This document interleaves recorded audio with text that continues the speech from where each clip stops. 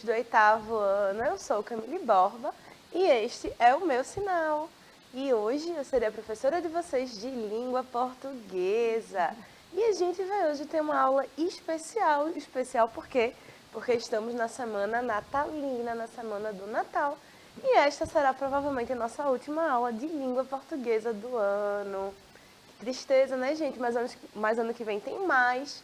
E todos nós merecemos as férias que vêm logo depois desse período de festas, né? Como vocês sabem, eu nunca estou sozinha.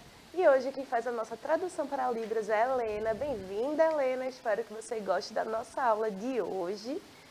A tradução para Libras torna nossas aulas mais acessíveis. E pensando ainda em acessibilidade, eu vou me autodescrever. Eu sou uma mulher negra, de cabelos pretos, cacheados na altura do queixo, tenho olhos escuros, uso um óculos arredondados, estou em pé em frente à câmera com a farda azul e uma calça preta, esperando para falar com vocês um pouquinho sobre algumas tradições natalinas. A gente vai ler um conto também. Como vocês sabem, eu nunca estou sozinha, né? É hoje quem faz nosso chat, que é a nossa ferramenta interacional, é a nossa queridíssima professora Viviane Santos. Bem-vinda, professora! Oi, olá, 8º ano. Olá, professora Camille. Todo mundo que está em casa assistindo a gente. E eu já tô animada, viu? De Natal eu gosto. Então, você que está em casa também pode participar da nossa aula, como sempre, mandando mensagem no chat. Assim como a professora Camille fez, eu vou me autodescrever, pensando em acessibilidade. Tá certo? Eu sou uma mulher negra, de cabelos escuros, cacheados curtos, tenho olhos escuros, uso óculos arredondados, quase a professora Camille. Iguais. Tô sentada aqui atrás de uma mesa com o computador à minha frente e eu visto uma blusa laranja. Então, você quer participar dessa aula dizendo qual foi a sua memória de Natal favorita? Bota no chat ou bota lá nos comentários do YouTube pra gente ver, tá certo? Obrigada, professora Viviane. E só para a gente terminar essa partezinha de avisos, lembrem que nossas aulas estão disponíveis tanto no nosso canal do YouTube Educa Recife, para o caso, caso você tenha perdido alguma, queira rever, ou se você não pode assistir a aula no horário que ela acontece, né? E também temos o nosso aplicativo Educa Recife, que vocês podem baixar tanto pelas lojas de aplicativo, quanto pelo QR Code que vai aparecer na tela, tá certo? Dito isso, vamos começar a nossa aula natalina com um conto de Luiz Fernando Veríssimo, que eu trago de vez em quando para a gente, né, ler um pouquinho. Aí, se conhecendo um pouco do autor, que é conhecido por ter histórias mais engraçadas, será que essa história vai ser feliz, divertida? Será que vai ser triste? Vamos ver. O nome do conto é Presente. Então, vamos ler junto, ó. Aconteceu neste Natal. Ele mostrou o presente recém-desembrulhado. Meias. E o que mais? Mais nada, só meias. Nenhum lenço? Meias. Eu entrei na lista. Que lista? O outro se inclinou para ouvir melhor. A família era grande e ruidosa, ou seja, barulhenta. Como muitas famílias, né? Como a minha própria família. E na hora de abrir os presentes, ficava ainda mais barulhenta. A lista das meias. Existe uma lista das pessoas que, segundo eles, só devem ganhar meias no Natal. Quem são eles? Os que fazem as listas. Quais são os critérios? Você entra na lista das meias quando eles decidem que você não precisa, não merece ou não se interessa por mais nada, ou não tem mais idade para outra coisa. Mas veja só. Veja que lista Que tenebrosa. presepada, né? Olha, eu até gosto de meias, Eu certo? também. Mas entrar na lista das meias parece uma coisa meio E você só triste. ganhar meias, né? Imagina, todo Natal você só ganha meias. Você é um elfo doméstico, por acaso? Não é. Olha, as listas, então, são por idade? São. Existe a idade de ganhar brinquedos e jogos. Obviamente, nós não estamos mais nela. A idade de ganhar carteira de dinheiro. Depois, a idade de ganhar dinheiro num envelope para gastar como quiser, com a recomendação de não gastar tudo em mulher. Isso, depois livros, discos, bebidas. Este ano eu ganhei um vinho. E agora, gente? Pronto. Você não pode pedir para sair da lista de meias? Impossível. Quem entra na lista das meias entra automaticamente na lista dos que não são mais ouvidos sobre assunto nenhum, inclusive as listas. É quase que Uma segregação, né? segregação familiar, né? Você colocar algumas pessoas ali como apenas existindo e não mais participando, né? É horrível. Horrível. Podia dar uma gravata. Não, gravata dá a entender que você ainda vai a algum lugar. De gravata. Dão meias para ficar em casa. Uma loção. Cheirar bem para quê na minha idade? Meias. Você poderia dar uma indireta. Passei o ano inteiro dizendo que estava precisando de um guarda-chuva. Guarda-chuva? Para sair na rua, ainda mais com chuva. Meias. Quem entra na lista das meias, então, só sai para entrar em outra lista, ainda mais irrevogável e terrível. E nesse ponto a gente pode pensar, qual é essa lista irrevogável e terrível? Eu, quando estava lendo, eu achei que a lista irrevogável e terrível fosse a lista da morte, né? Eu também. Mas, levemente. qual a lista? A das meias de lã. Essa é definitiva. Eita, de crochê? A última meia, acho que é a última meia da lista das meias. Dos que estão na lista das meias de lã, se presume que não tem outra ambição ou gosto na vida senão manter os pés quentes. Meias de outro material ainda deixam subentendida a possibilidade, mesmo remota, de uma recuperação. A medicina hoje faz milagres. Você ainda pode voltar para a lista da loção, até mesmo da gravata.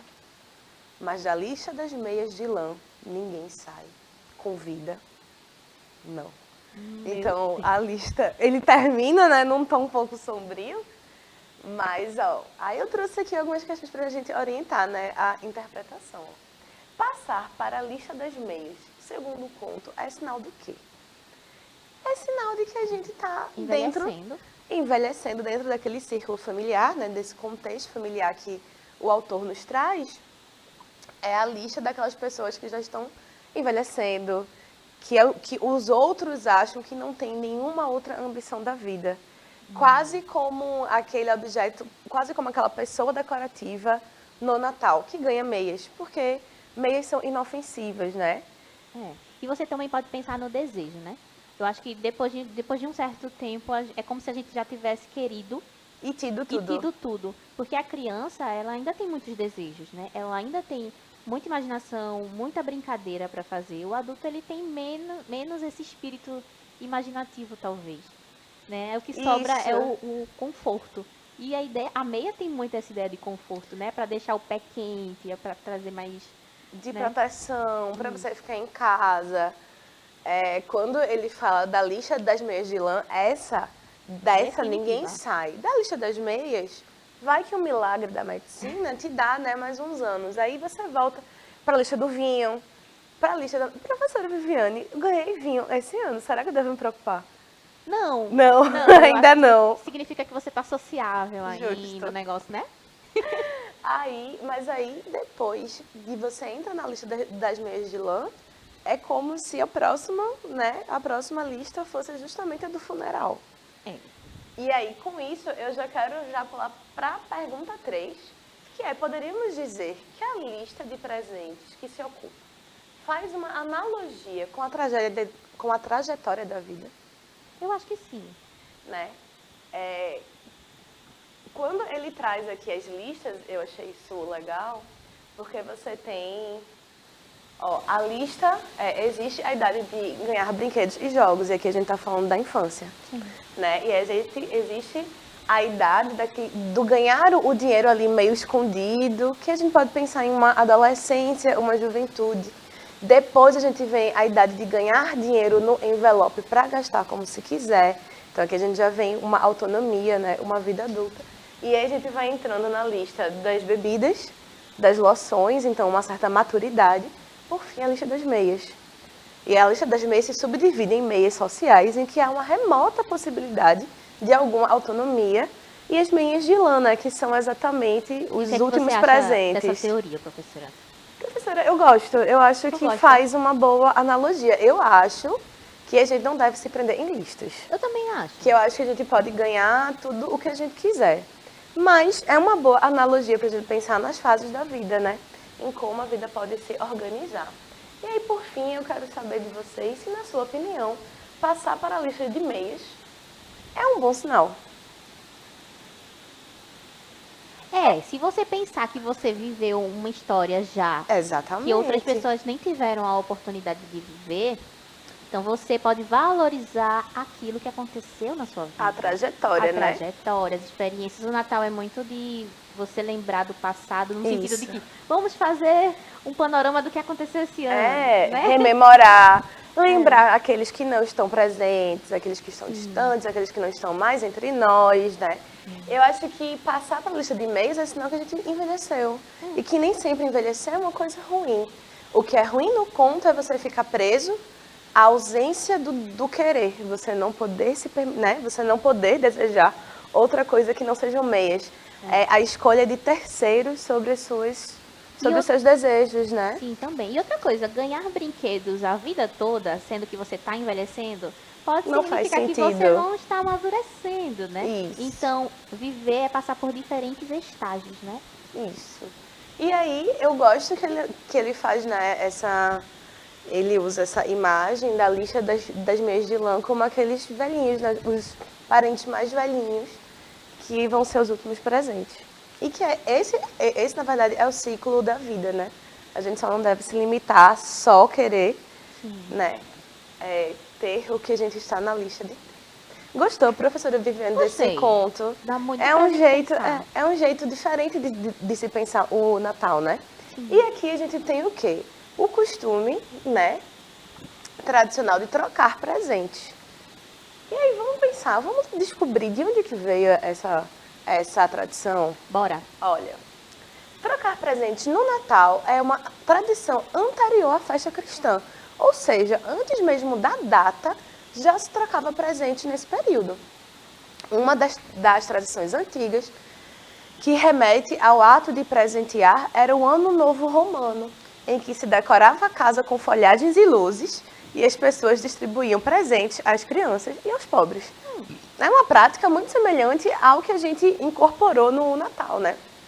Lembrando que o cristianismo, quando foi sendo difundido e se tornando uma religião oficial, ele foi absorvendo tradições, né? Então houve essa mistura. Os pacotes de presente ficam debaixo da árvore por muitas noites, em lugares como Espanha e Itália. São abertos apenas no dia 6 de janeiro. Imagina, você passar esse tempo inteiro com um presente embaixo da árvore. Eu nem boto o presente embaixo da árvore, mas... Eu boto, professora. Que é o Dia de Reis. Na Itália, é a velha Befana e não o Papai Noel que entrega o presente para as crianças. Na Islândia, uma tradição recente é presentear com livros na noite de Natal. A prática foi incentivada depois da Segunda Guerra Mundial, quando o país teve suas importações restringidas. Então, você tinha poucas opções de presentes. E, honestamente, eu acho a ideia de presentear com livros uma ótima ideia. Genial. Porque eu fui a criança e a jovem que sempre pedia livro de Natal e de aniversário, né? Então, a prática dessa seria ótima. Além do que, você percebe que a Islândia conseguiu, mesmo no meio de uma crise, né, de uma recessão, manter o mínimo do espírito natalino, né? Que, bem ou mal, a gente ganhar presente é muito bom e dar presente também é muito bom. Não precisa ser nada extravagante. Às vezes um chocolate, um bilhete, um Feliz Natal, um livro já fazem a maior diferença, né? E as comidas típicas, professora? Porque é uma das melhores partes do Natal. A minha mãe, ela é a maior defensora da ceia natalina e da mesa de frutas cortadas. Justo. Se não tiver a frutinha cortada, não é Natal. Na sua casa é assim também? É também, viu? É todo mundo junto, muita comida. Olha, e aí no Brasil, o que é que a gente tem como comida típica dessa época do ano, né? A gente tem o peru assado, arroz com castanhas, a polêmica passa no arroz. E aí, você daí, de casa, é do time arroz sem passa ou arroz com passa no Arroz Natal? com passa. Eu não sou muito fã, mas eu sou do time que Se tem passa, a gente tira. Se gostar, come. Se não gostar, tira. Acabou. Se não tem polêmica. Ó, um molho agridoce que acompanha uma ceia tradicional, que pode variar de família para família. Adiciono aqui as rabanadas, né? Que é o meu prato preferido de Natal. Qual é o seu, professora Viviane? Eu gosto muito de panetone. Olha aí, pronto. Panetone, eu adoro rabanada. Os franceses comem patês de trufas e frutos do mar na ceia. Então a gente tem uma outra configuração. Por quê? Porque as ceias, elas refletem muito da cultura, né, do país, das ofertas de alimento, das tradições. Então, ó, de sobremesa, preparam o bûche de Noël, que é um tronco, é uma sobremesa de chocolate, de rocambole, com chocolate e nozes, com aspecto de um tronco. Lúdico, né? Lúdico. Lúdico.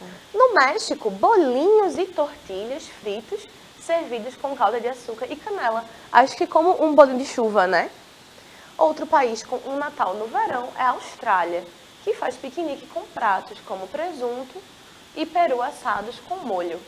De origem aborígene, o canguru defumado também aparece. Interessante, né, Canguru professora? defumado, né? É. Deve dar um trabalho danado. Nossa, sim.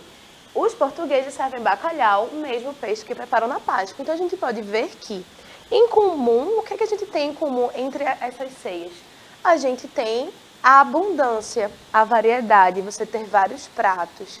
Porque a ceia é essa refeição de partilha, é esse momento de comunhão, né? E mesmo que você não faça uma grande ceia, eu acho que o ato de você conseguir juntar a sua família e dividir uma refeição e, né, agradecer, é aquele momento também que os conflitos do ano começam a tentar ser, né, resolvidos. Apaziguados, né? E por que não fazer isso com bastante comida, né? E comida gostosa. Olha, e a gente tem as brincadeiras de Natal. A mais tradicional, né, no Brasil é o quê? É o amigo secreto, que também causa polêmica. Há quem ame, há quem odeie. Eu sou a favor do amigo secreto. Eu gosto, é divertido e funciona muito bem quando você está em um grupo de pessoas que você realmente gosta, né? Ó, o mais comum é o amigo secreto, em que um grupo de amigos ou familiares presenteia uma pessoa. Os nomes são sorteados semanas antes do dia da revelação, em que cada participante faz um discurso de revelação para apresentar seu amigo.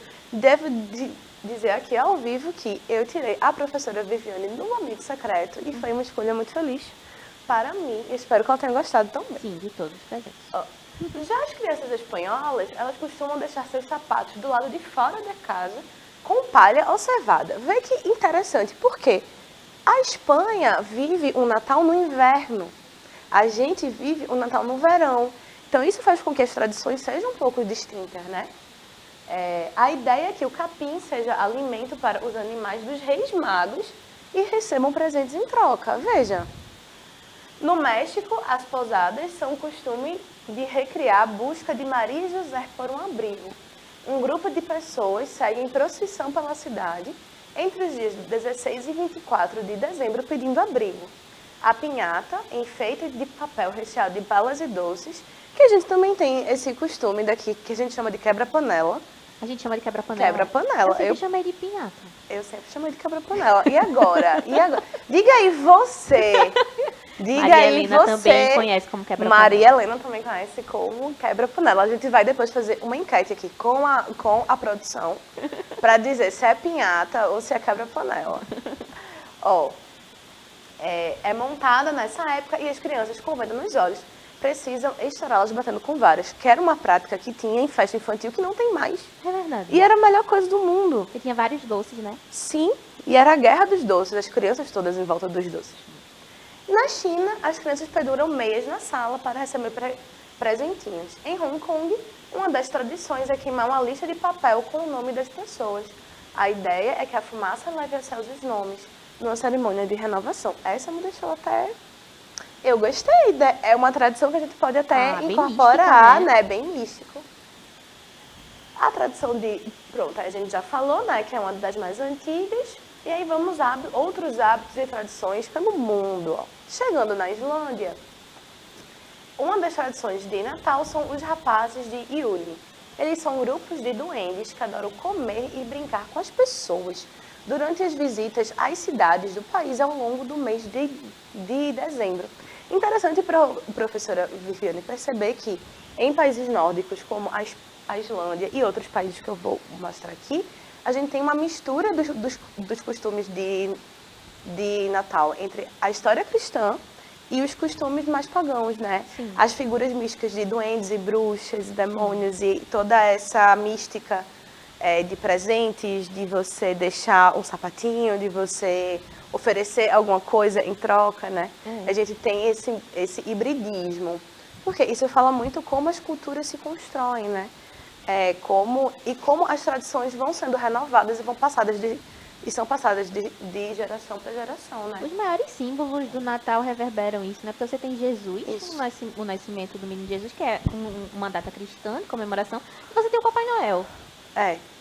E ao mesmo tempo que você tem outros símbolos, né? O deixar o sapatinho, que é um costume mais nórdico, a própria árvore de Natal também, né? Que tem toda uma história. Os duendes costumam deixar presentes para as crianças que colocam sapatos nas janelas. Se as crianças não se comportarem, eles deixam uma batata ou uma mensagem dizendo para os pequenos serem bonzinhos. Imagina, você está esperando um presente e ganha uma batata. Faz um purê, né? Ou uma batata frita. Ou uma batata frita. Na Noruega, possivelmente uma das mais curiosas tradições da véspera de Natal está na Noruega, onde as pessoas escondem suas vassouras. É uma tradição que vem de muitos séculos, quando acreditava-se que bruxas e espíritos do mal saíam na véspera do Natal em busca de vassouras para voarem. Até hoje, muitos escondem suas vassouras em lugares seguros da casa para que não sejam roubados. E na Halloween lá na Noruega deve ser babado. Deve ser babado, deve ser intenso. Na República Tcheca, o Natal é também uma ocasião em que as mulheres solteiras que querem se casar tentam descobrir o que o futuro lhes reserva. De acordo com uma superstição popular, as mulheres devem ficar de costas para a porta de casa e jogar o sapato por cima dos ombros. Se o sapato cair apontando para a porta, é sinal de que ela se casará em breve. Mas quando o sapato aponta para a direção contrária, indica que ela permanecerá solteira por pelo menos mais um ano. É uma tradição que é quase uma maldição também, porque se dá certo, ótimo, mas se não dá certo. Eu prefiro Santo Antônio. É melhor Santo Antônio, e também é uma prática num outro período festivo da gente, né? Na Venezuela, em Caracas, toda a véspera de Natal, os moradores vão à igreja pela manhã. Até aí tudo bem. Não fosse pelo fato de que, por algum motivo, eles vão de patins. Veja que divertido. A curiosa tradição é tão popular que as ruas da cidade são fechadas para carros para que as pessoas possam ir de patins com segurança até a igreja.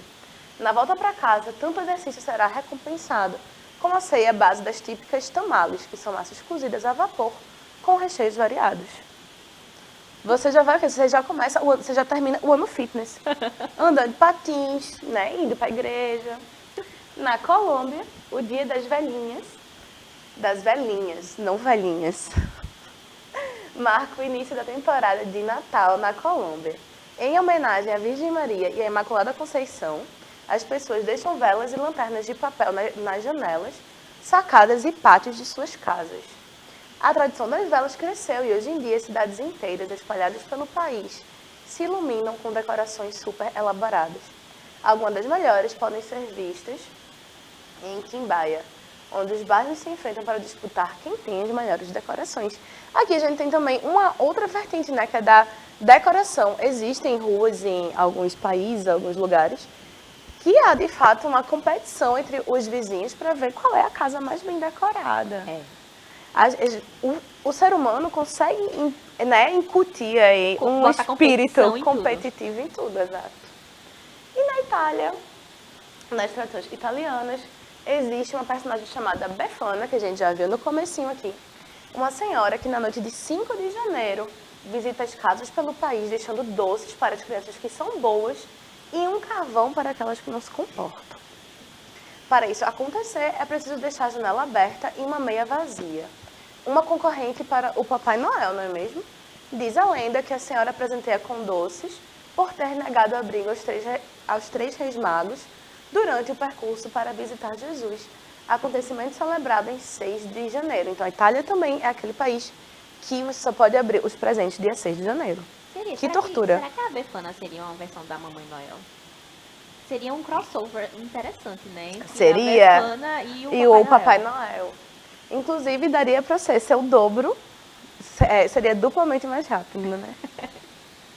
Gente, então, a nossa intenção hoje foi só trazer algumas tradições diferentes, ler um conto de Luiz Fernando Veríssimo, que nunca faz mal, né? Refletir sobre essa época do ano, que vocês podem perceber que possui tradições distintas ao longo dos países, né? Entre os países, mas o que tem em comum é essa ideia de partilha, de celebração, de comunhão. Acho que a gente pode falar um pouco de perdão também, né? Da gente repensar como foi nosso ano, agradecer, celebrar que estamos vivos, celebrar a vida. Eu acho que é a grande lição, né, do Natal. Eu espero que vocês tenham gostado da aula de hoje. Para mim foi um prazer estar aqui. Vou passar para a professora Viviane se despedir de vocês. É isso, o 8º ano foi uma alegria ficar aqui com vocês, nesse espírito natalino que a gente se despede, né, professora Camille? Isso. Um cheiro, espero que vocês tenham um ótimo Natal, um feliz ano novo e em breve a gente se vê novamente. Um cheiro e até a próxima. Gente, queria agradecer a Helena, que fez a nossa tradução, a produção que durante o ano inteiro está aí, ó, permitindo que as aulas cheguem até vocês. Obrigada a vocês pela companhia. Um beijo e até o próximo ano, viu? Tchau.